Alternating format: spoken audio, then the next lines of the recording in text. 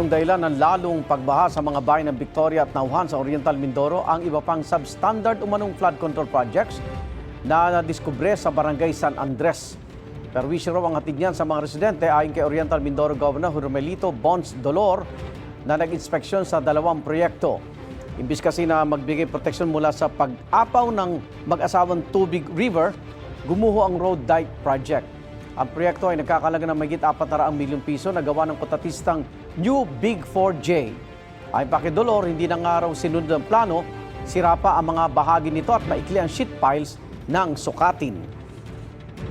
Nakakapagtaka lang po, dalawang stretch, mahigit 200 milyon ang isa, sabay ini-award, sabay binigyan ng notice of commencement, sabay din dapat nagpanimula.